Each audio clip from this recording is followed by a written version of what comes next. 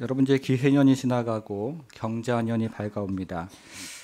우리가 지난 주일에 자기 자신에게 한 해 동안 잘 버티고 잘 살았습니다 이렇게 인사를 했는데요. 오늘은 옆에 있는 분들에게 한번 인사를 해보겠습니다. 잘 버티고 올 한 해 잘 살으셨습니다. 함께 인사해 보겠습니다.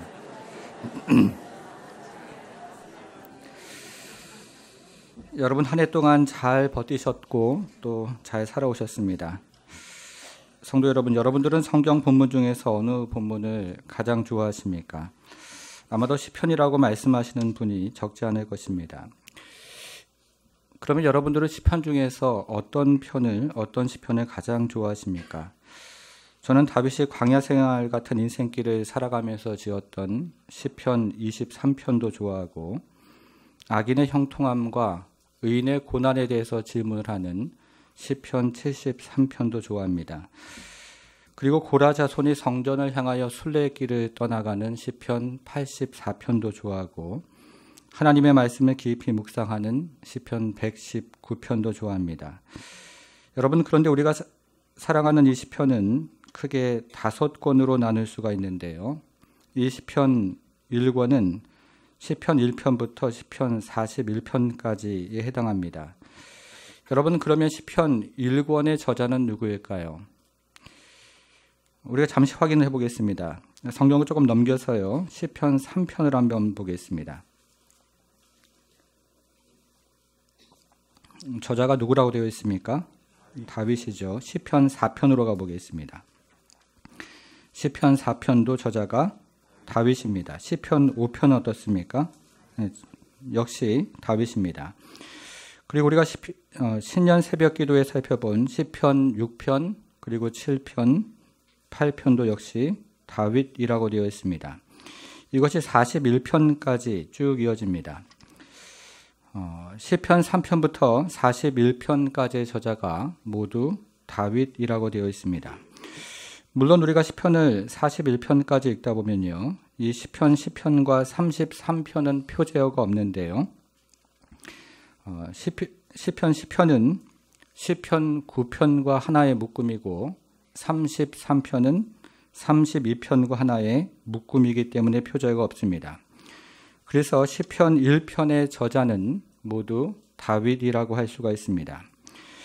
여러분, 그런데 우리가 살펴보는 시편 1편, 오늘 살펴보는 1편과 그리고 이어지는 시편 2편, 여기에는 표제어가 없습니다. 우리가 살펴보는 시편 1편에는 표제어가 없는데요. 여러분, 그러면 시편 1편에 표제어가 없는 이유가 무엇일까요? 그것은 시편 1편이 시편 1권의 서론에 해당하기 때문에 그렇습니다. 그리고 우리가 오늘 살펴보는 시편 1편이 시편 전체의 서론에 해당하기 때문에 그렇습니다. 그래서 이 시편 1편은 시편 전체에 영향을 미치고 시편에 등장하는 모든 인생에 영향을 미치는 것이고, 또 오늘날을 살아가는 우리에게도 영향을 미친다는 의미로 해석이 됩니다. 성도 여러분, 우리가 올해를 시작하는 신년 주일에 시편 1편을 같이 함께 가지고 시작을 했는데요. 이제 19년을 마무리하는 오늘 다시 한번 시편 1편으로 우리가 마무리하기를 원합니다. 여러분 순서지 뒷면에 말씀 노트가 있는데요. 하나씩 우리가 한번 생각을 해보겠습니다. 본론 첫째, 복 있는 사람은 말씀을 묵상하는 사람입니다. 복 있는 사람은 하나님의 말씀을 묵상하는 사람입니다.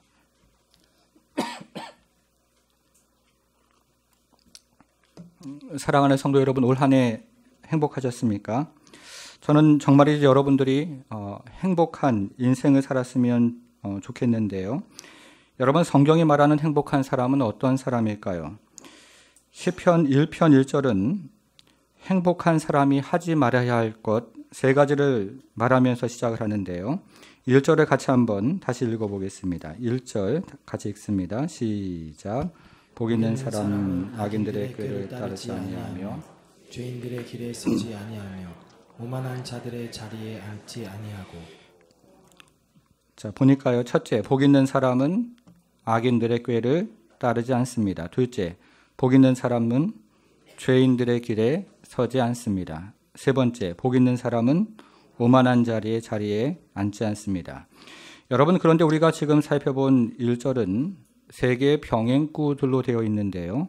나쁜 것에서 더 나쁜 것으로 나아가고 있습니다. 처음에는 악인들이었다가 그 다음에는 죄인들이었다가 그 다음에는 오만한 자들이 됩니다. 그리고 처음에는 따르다가 그 다음에는 서 있다가 그리고 그 다음에는 자리에 앉게 되는 것입니다. 처음에는 한 번 하나님의 말씀을 어겼는데 그 다음에는 말씀을 어기는 것이 익숙해지고 또 그 다음에는 말씀을 어기는 것이 생활 습관이 되더라는 겁니다.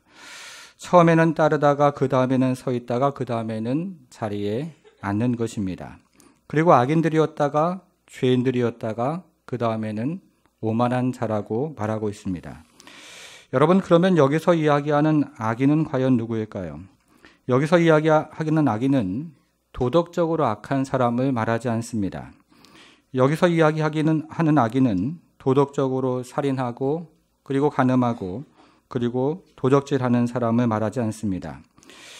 여기서 이야기하는 악인을 히브리 사전에서 찾아보면 표준이 없는 사람 혹은 기준이 없는 사람이라고 정의되어 있습니다. 다시 말하면 여기에서 이야기하는 악인은 자기 자신이 표준인 사람이고 그리고 자기 자신이 기준이 되는 사람입니다. 마치 사사기의 마지막에 등장하는 이스라엘 백성들과 같은 사람들입니다. 여러분, 그런데 이 시편이 말하는 악인, 죄인, 그리고 오만한 자들이 오늘 본문에서 단수로 되어 있습니까? 아니면 복수로 되어 있습니까? 복수로 되어 있죠. 악인들이라고 되어 있고 죄인들이라고 되어 있고 그리고 오만한 자들이라고 되어 있습니다. 모두 복수로 되어 있습니다. 여러분, 그러면 악인, 죄인, 오만한 자가 모두 복수로 되어 있는 이유가 무엇이겠습니까? 그것은 우리 주변에 악인, 죄인, 오만한 자가 많다는 것이고 우리도 자칫하면 그 자리를 따라가고 그리고 그 자리에 서 있고 그리고 그 자리에 앉을 수 있다는 것입니다. 그래서 오늘 본문에 등장하는 악인, 죄인, 오만한 자들은 모두 복수로 되어 있습니다. 여러분, 그러나 복 있는 사람은 어떻습니까? 단수로 되어 있습니까? 복수로 되어 있습니까? 1절을 다시 한번 보겠습니다. 1절, 복 있는 사람은 이렇게 되어 있고요. 여러분 3절도 이어서 보겠습니다. 어떻게 시작을 합니까? 그는 이라고 시작을 합니다. 복 있는 사람은 단수로 되어 있습니다. 여러분, 이것은 예수님의 말씀을 연상하게 하는데요. 마태복음 7장 13절은 이렇게 이야기를 합니다. 좁은 문으로 들어가라. 멸망으로 인도하는 문은 크고 그 길은 넓어 그리로 들어가는 자가 많고 라고 예수님은 말씀하셨습니다. 예수님은 좁은 문으로 들어가라고 말씀하셨는데 영생으로 인도하는 좁은 문과 그리고 좁은 길로 들어가는 자가 적다고 말씀하셨습니다. 그리고 예수님은 넓은 문으로 들어가지 말라고 말씀하셨는데 멸망으로 인도하는 넓은 문과 그리고 넓은 길로 가는 자가 많다고도 말씀하셨습니다. 이것을 시편의 언어로 말하면 복 있는 사람은 적고 그러나 악인들, 죄인들, 오만한 자들은 많다고 이야기하는 것입니다. 사랑하는 성도 여러분, 여러분들 올 한 해 어떤 길을 걸어오셨습니까? 그리고 여러분들은 내년에 어떤 길을 걸어가기를 원하십니까? 바라기는 복 있는 사람의 길을 걸어가는 우리 성도들이 되기를 바랍니다. 그 길은 좁고 그리고 그 문은 작지만 복 있는 사람의 길을 걸어가는 그런 복된 성도로 한 해를 살아가기를 바라는 것입니다. 여러분, 그러면 복 있는 사람은 누구일까요? 이번에는 2절을 함께 보겠습니다. 2절 같이 한번 읽습니다. 시작. 오직 여호와의 율법을 즐거워하여 그의 율법을 주야로 묵상하는도다. 여러분, 우리가 인생을 살아갈 때 참된 행복의 비결은 어디에 있을까요? 시편을 시작하는 시편 1편은 여호와의 율법을 즐거워하여 그 율법을 주야로 묵상하는 사람이야말로 참된 행복을 경험하는 사람이라고 이야기합니다. 여러분, 그러면 여호와의 율법을 즐거워하고 그리고 그것을 묵상하는 것이 무엇입니까? 여호와의 율법을 즐거워하는 것과 관련해서 먼저 두 가지를 생각해 보기를 원합니다. 첫 번째는 로마서 8장 7절인데요. 화면으로 같이 한번 읽겠습니다. 같이 읽습니다. 시작. 육신의 생각은 하나님의 원수가 되나니 이는 하나님의 법에 굴복하지 아니할 뿐 아니라 할 수도 없음이라. 아직 성령으로 거듭나지 못한 사람, 즉 육신에 속해 있는 사람은 하나님의 법에 순종할 수가 없습니다. 성령으로 거듭나지 않은 사람은 여호와의 율법을 즐거워할 수도 없고 그리고 여호와의 율법을 묵상할 수도 없으며 순종할 수가 없다는 뜻입니다. 여러분, 그러나 마음 가운데 성령이 있는 사람, 그리고 성령에 속해 있는 사람, 성령으로 거듭난 사람은 여호와의 율법을 가지고 살아가게 됩니다.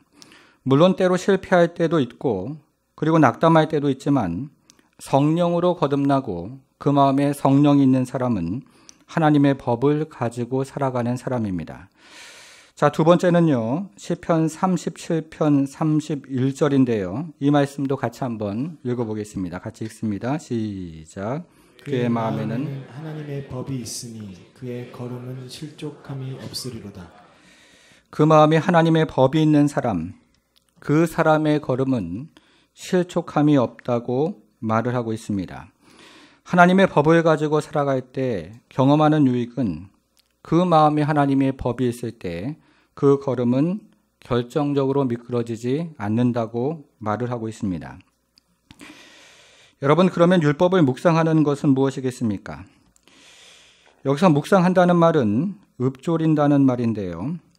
이것은 여러분들이 잘 아시는 것처럼 초식동물이 되새김질을 하는 것을 말하고 있습니다. 여러분, 소의 위가 몇 개나 된다고 합니까? 4개가 된다고 하죠. 혹위, 벌집위, 곁주름이 주름이라고 합니다. 그런데 소가 4개의 위를 가지고 보통 3일 동안 음식을 씹으면서 소화를 시키는데 그것을 가지고 묵상한다, 이렇게 이야기를 합니다. 그래서 묵상이라는 말이 가지고 있는 기본적인 뜻은 먹는다 하는 뜻입니다. 하나님의 말씀을 기본적으로 읽는 것도 아니고 듣는 것도 아니고 쓰는 것도 아니고 하나님의 말씀은 기본적으로 먹는 것입니다. 여러분, 우리가 좋은 음식을 먹으면 우리의 육체가 튼튼하게 되어서 육체 행복을 누리는 것처럼 우리가 하나님의 말씀을 먹으면 우리의 영혼이 튼튼하게 되어서 우리가 영혼의 행복을 누리기를 시작하는 것입니다. 하나님의 말씀은 기본적으로 먹는 것입니다. 여러분, 그런데 우리가 묵상한다고 할 때 우리는 이 말을 자주 오해를 하는데요.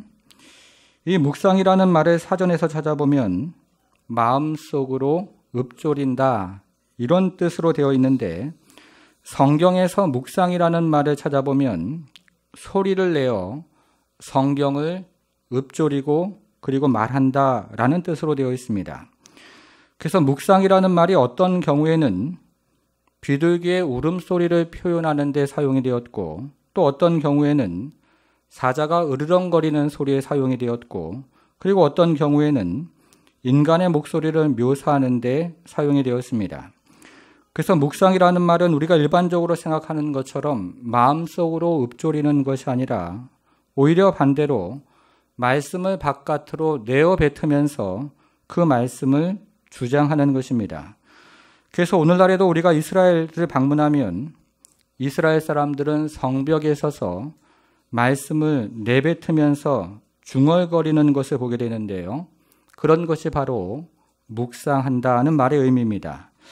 성도 여러분, 그런데 성경을 이런 방식으로 단지 읽는 것이 아니고 듣는 것이 아니고 쓰는 것이 아니고 밖으로 내어 뱉으면서 묵상을 할 때, 그 내어 뱉은 말씀을 내가 주장을 할 때 우리가 얼마나 커다란 유익을 경험하는지 아십니까? 성경은 이런 방식으로 묵상하는 것이 우리에게 매우 엄청난 유익이 있는데요. 이제 이렇게 묵상하는 사람들이 누리는 유익이 무엇인가를 3절에서 함께 살펴보겠습니다. 둘째, 복 있는 사람은 시냇가에 심은 나무와 같습니다. 그 내용이 3절에 등장하는데요. 이번에는 3절을 같이 한번 읽어보겠습니다. 3절 같이 읽습니다. 시작. 그는 시냇가에 심은 나무가 철을 따라 열매를 맺으며 그 잎사귀가 마르지 아니함 같으니 그가 하는 모든 일이 다 형통하리로다. 여기에 등장하는 시냇가에 심은 나무에는 세 가지 특징이 있습니다. 첫째는 철을 따라 열매를 맺습니다. 둘째는 그 잎사귀가 마르지 않습니다.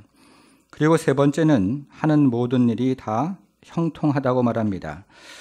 여러분, 그런데 여기에 등장하는 나무의 세 가지 특징을 우리가 원문으로 읽어보면 여기에 등장하는 나무의 세 가지 특징이 모두 미완료 시제로 되어 있습니다. 여기에 등장하는 나무의 특징이 모두 미완료 시제로 되어 있다는 것은 계속해서 이루어진다는 뜻입니다. 이 나무는 철에 따라 열매 맺는 일을 계속합니다. 그리고 잎사귀가 마르지 않는 일도 계속됩니다. 그리고 모든 일이 다 형통한 일이 계속된다고 말하는 것입니다.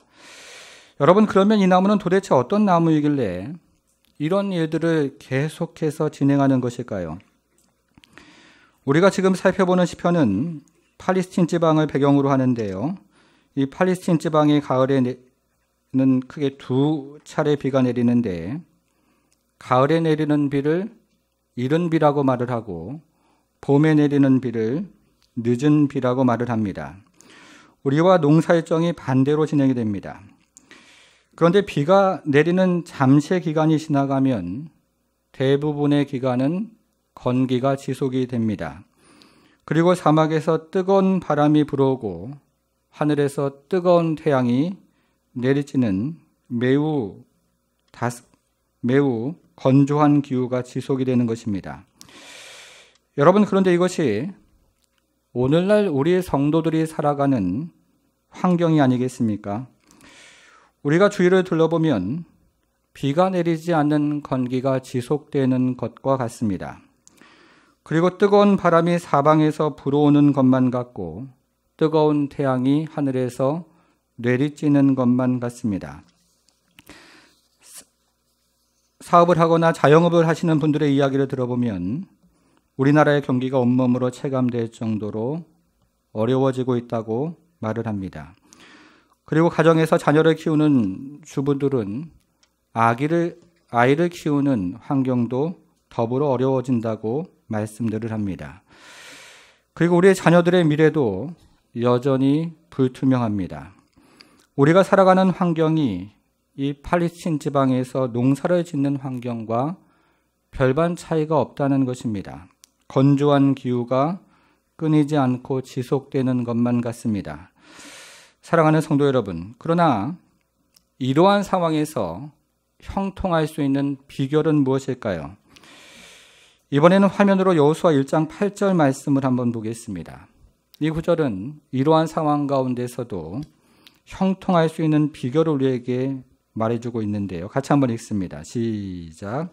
이 율법책을 내 입에서 떠나지 말게 하며 주야로 그것을 묵상하여 그 안에 기록된 대로 다 지켜 행하라. 그리하면 내 길이 평탄하게 될 것이며 내가 형통하리라. 오래전에 영국 버킹엄 궁들에 포도나무 한 그루가 있었습니다. 그런데 어느 해 매우 심한 가뭄이 들어서 주변에 있는 나무들이 모두 말라 죽게 되는 일이 벌어졌습니다. 그리고 너무나 당연히 이 주변에 있는 모든 나무들이 열매를 맺지 못했던 것입니다. 그런데 그 해에도 이 포도나무는 2,000송이의 수많은 열매를 맺었습니다. 그래서 모든 사람들이 깜짝 놀라서 그 이유를 조사해 보니까 매우 놀랍게도 이 포도나무의 뿌리가 3km나 떨어진 테임즈강까지 뻗어 있었다고 합니다. 이 포도나무가 매우 극심한 가뭄 속에서도 열매를 맺을 수 있었던 비결이 있었는데 그 비결이 바로 이 나무의 뿌리에 있었던 겁니다. 성도 여러분, 오늘날과 같이 척박한 환경 속에서 우리 인생이 열매를 맺고 잎사귀가 마르지 아니하고 그리고 모든 일이 다 형통할 수 있는 비결은 무엇이겠습니까? 그것은 바로 우리 인생이 하나님 말씀에 뿌리를 내리는 것입니다. 오늘날과 같은 척박한 환경 속에서도 열매를 맺을 수 있는 바로 그 비결은 하나님의 말씀에 뿌리를 내리는 것입니다. 사랑하는 성도 여러분, 여러분들은 올해 한 해 어떻게 살아오셨습니까? 형통함을 경험한 분도 있을 것이고 그렇지 못한 분들도 있을 겁니다. 여러분, 그런데 인생의 형통이 내 손에 달려있던가요? 그리고 인생의 형통이 내가 마음 먹은 대로 되렵니까? 인생을 살면 살수록 인생의 형통함이 하나님께 달려있는 것을 우리는 깨닫게 됩니다. 그리고 우리가 인생을 살면 살수록 우리의 인생의 형통함이 하나님의 말씀에 달려있는 것을 우리는 깨닫게 됩니다. 바라기는 우리의 모든 성도들이 하나님 말씀에 인생의 뿌리를 내려서 형통함을 경험하는 그런 성도들이 되기를 바랍니다. 여러분, 그러나 악인의 인생은 어떻습니까? 4절인데요. 4절도 같이 한번 읽겠습니다. 4절 같이 읽습니다. 시작. 악인들은 그렇지 아니하며 오직 바람에 나는 겨와 같도다. 우리가 룻기에서 살펴본 것처럼 이스라엘 농부들은 추수를 마치면 이 곡식들을 타작마당으로 가져가서요, 알갱이와 쭉정이가 뒤섞인 수확을 허공으로 던집니다. 그러면 무거운 알갱이는 아래로 떨어지고 가벼운 겨는 바람에 날아가게 됩니다. 그런데 여기서 바람에 날아가는 겨를 오늘 본문은 악인에 빗대어 비유를 하고 있습니다. 그래서 악인은 두 가지 의미에서 바람에 나는 겨와도 같습니다. 첫째, 악인은 겨와 같이 수확이 없습니다. 의인은 시냇가에 심은 나무처럼 철을 따라 열매를 맺고 그 잎사귀가 마르지 않으며 형통함을 경험하지만 악인은 바싹 마른 겨와 같이 수확이 없다는 뜻입니다. 둘째는 악인은 끊임없이 방황한다는 의미입니다. 의인은 시냇가에 심은 나무처럼 뿌리를 내리지만 그러나 악인은 바람에 날아가는 겨와 같이 끊임없이 방황을 할 것입니다. 여러분, 그러면 여기에 등장하는 의인과 악인의 대조는 무엇입니까? 여기 우리는 3절에 등장하는 나무를 통해서 의인이 무엇이고 4절에 등장하는 겨를 통해서 악인이 무엇인가를 살펴보았는데요. 여기에는 분명한 대조가 있습니다. 그런데 이 두 단어를 히브리 원문에서 살펴보면 이 두 단어가 모두 두 글자로 되어 있는데요. 그 소리도 매우 비슷해서 나무는 에츠라고 발음을 하고 겨는 모츠라고 발음을 합니다. 그래서 이 두 단어는 소리를 들어서는 잘 구별이 되지 않습니다. 성도 여러분, 그런데 이것은 우리의 인생도 마찬가지입니다. 누가 의인인지 누가 악인인지 이 세상을 살아가면서 잘 구별이 되지 않습니다. 누가 진짜인지 누가 가짜인지 잘 구별이 되지 않는 것입니다. 같은 밭에서 자라기 때문에 잘 구별이 되지 않고 모습이 비슷하기 때문에 잘 구별이 되지 않습니다. 여러분, 그러나 의인과 악인을 구별하는 방법이 있는데 그것이 무엇일까요? 의인은 뜨거운 바람이 불었을 때에도 뜨거운 바람을 이겨내고 항상 그 자리에 심겨져 있습니다. 그리고 뜨거운 바람이 불어올 때에도 그 뜨거운 바람을 이겨내고 열매를 맺는 것입니다. 여러분, 그러나 악인은 뜨거운 바람이 불어올 때 겨와 같이 날아갑니다. 그리고 악인은 뜨거운 바람이 불어올 때 뜨거운 바람을 이겨내지 못하고 겨와 같이 흩어지는 것입니다. 의인은 고난이 닥쳐오면 하나님께 피하지만 악인은 고난이 닥쳐올 때 세상으로 가는 것입니다. 자, 이렇게 의인과 악인은 매우 분명한 대조를 이루고 있는데요. 그 결국도 마찬가지입니다. 이제 5절과 6절을 보면서 저희가 시편 1편을 마무리를 해보겠습니다. 5절, 6절 마지막으로 같이 한번 읽겠습니다. 시작. 그러므로 악인들은 심판을 견디지 못하며 죄인들이 의인들의 모임에 들지 못하리로다. 무릇 의인들의 길은 여호와께서 인정하시나 악인들의 길은 망하리로다. 이제 시편 1편의 마지막은 의인과 악인들의 결국에 대한 선명한 대조입니다. 의인들의 길은 여호와께서 인정하시나 그러나 악인의 길은 망한다고 말을 합니다. 여러분, 그런데요, 6절을 다시 한번 보시겠습니다. 6절을 보니까요, 여호와께서 의인의 길을 인정하시지만 악인의 길은 망합니다. 이렇게 되어 있는데요. 먼저 여기에 등장하는 의인들의 길이라는 말은 목적어로 되어 있습니다. 여호와가 주어이고 의인들의 길은 목적어로 되어 있습니다. 이것은 의인들이 형통한 길을 가는 것은 여호와 하나님의 은혜로운 보살핌 덕분입니다 라고 말하는 겁니다. 여러분, 그러나 악인들은 어떻습니까? 여기에 등장하는 악인들의 길은 주어로 되어 있습니다. 이것은 악인들이 스스로 멸망의 길을 걸어간다는 뜻입니다. 의인들이 형통한 길을 가는 것은 하나님의 은혜로운 보살핌 덕분이지만 악인들이 망하는 길을 가는 것은 악인들이 스스로 선택한 길이라고 말하고 있는 것입니다. 그래서 의인들의 길은 목적어로 되어 있지만 악인들의 길은 주어로 되어 있습니다. 의인들과 악인들의 결국이 선명하게 갈라지는 것입니다.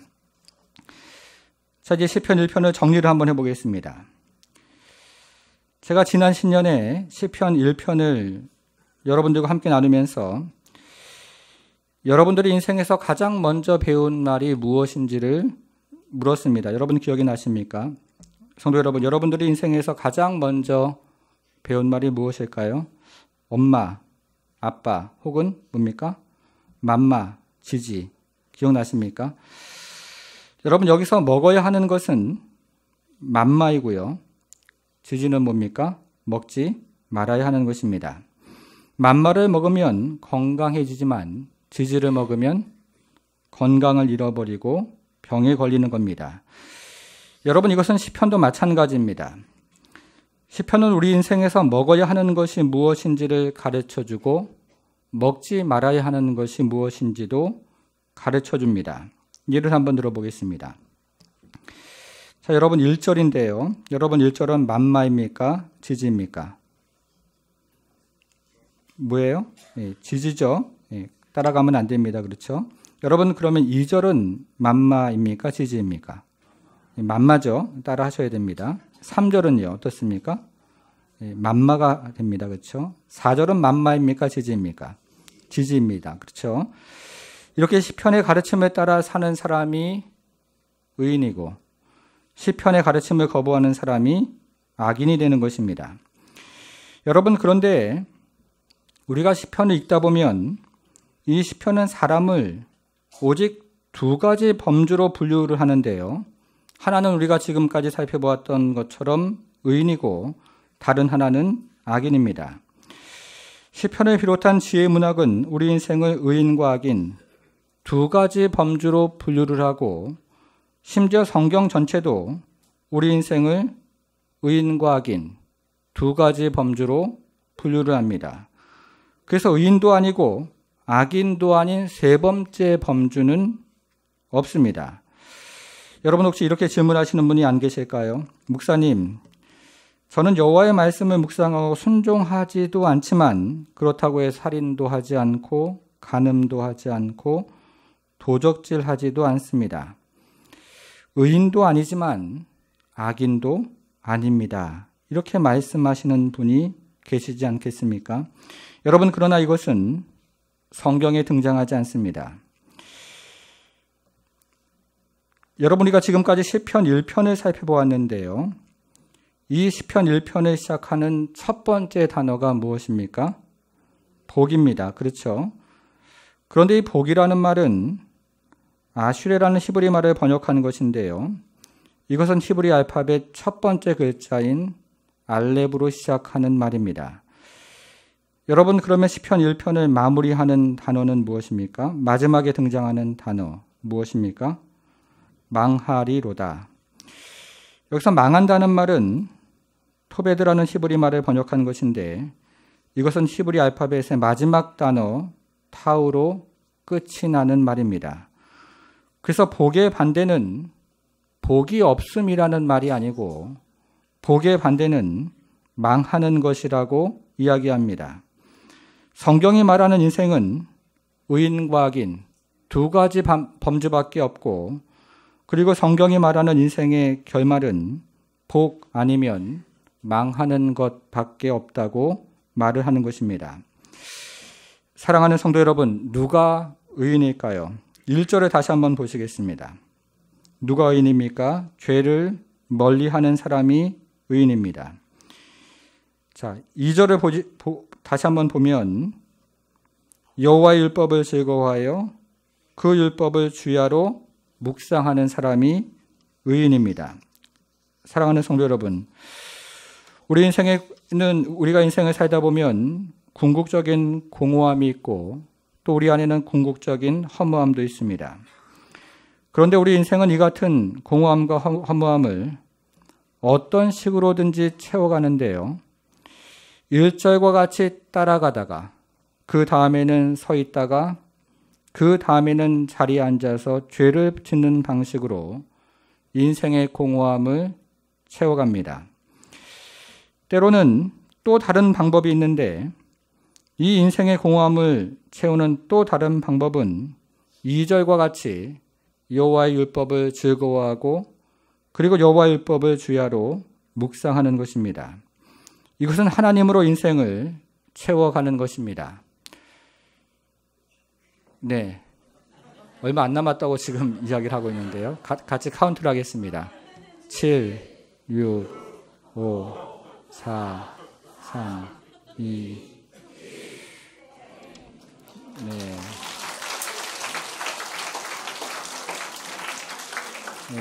예, 서로 인사하겠습니다. 새해 복 많이 받으세요. 인사하겠습니다. 네. 또 새해는 복 있는 사람이 되기를 바랍니다. 또 인사하겠습니다. 새해는 복 있는 사람이 되기를 바랍니다. 네, 제가 하던 말을 까먹었어요. 네. 저희가 지금 시편 1편을 가지고 계속 이야기를 하다가 제가 하던 말을 까먹었는데요. 적용 한 가지만 하고 저희가 마무리를 하겠습니다. 자, 오늘 본문의 적용은요. 내년에 이제 2020년이죠. 2020년에 성경을 일독을 하자 하는 겁니다. 뭐라고요? 예. 여러분, 이쪽에 뭐라고 적혀 있습니까? 같이 한번 읽어보겠습니다. 시작. 네, 내년도가 되면 이제 이쪽 배너는 이제 바뀌는데요. 기대를 하시고 이제 주일날 오시면 이쪽 배너에 어떤 글이 쓰여져 있는지 또 함께 한번 읽어보겠습니다. 자, 이쪽 배너는 계속 이 자리에 있는데요. 자녀들과 함께 성경을 읽읍시다. 이렇게 적혀 있습니다. 우리가 지금까지 살펴본 것처럼 복 있는 사람, 그 사람이 누구인가 하는 것을 우리가 지금까지 생각을 해보았는데요.